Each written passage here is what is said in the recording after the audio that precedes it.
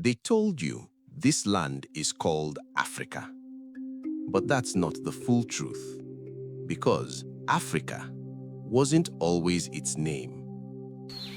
Think about it. Before maps, before borders, before colonizers arrived, millions of people were already living here, building kingdoms, trading across deserts, creating languages, telling their own stories. And here's the strange part. None of them called it Africa. Not Egyptians, not the people of Mali, not the Yoruba, not the Ethiopians. And that's where the story most people were taught starts to break.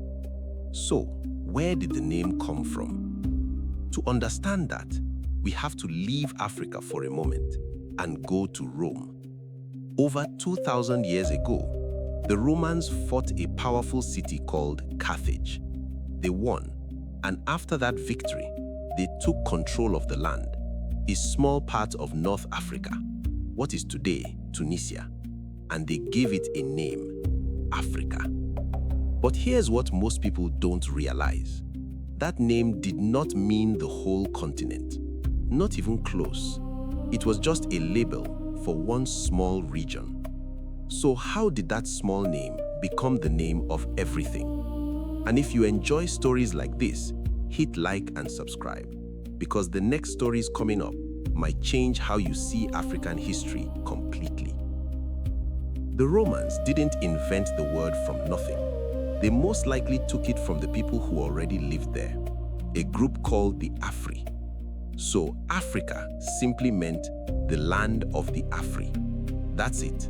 No mystery, no hidden code, just a name for a place based on its people. Not a powerful empire name, not a grand title, just a local group of people. But history has a pattern. Small things become big. Slowly, almost quietly, that small name started spreading.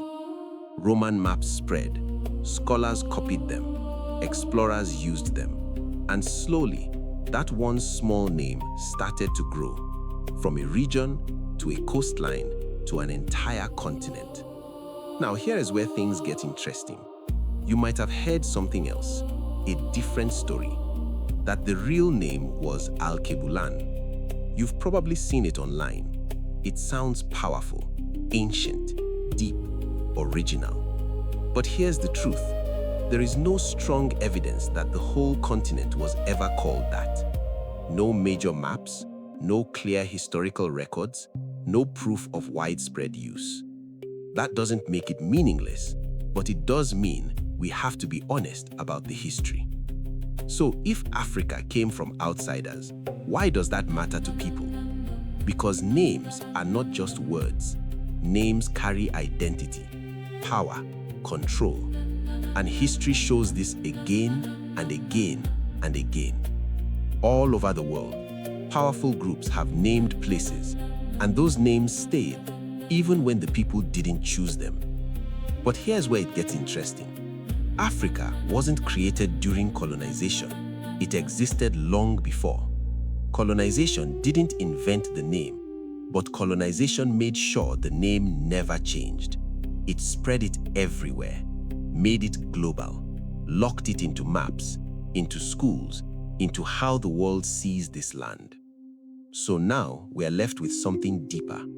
This land had thousands of identities, thousands of names, long before one word tried to represent it all. And in the next videos, I'm going to show you something even deeper, how entire African histories were erased and rewritten. If you don't want to miss that, make sure you're subscribed. So, did they lie to you? Not completely, but they didn't tell you the full story. You are told the name, but not where it came from, not how it spread, not what existed before it. And when the full story is missing, it changes how you see everything. So now, I want to ask you, if you could name this land, what would you call it? Or does the name even matter?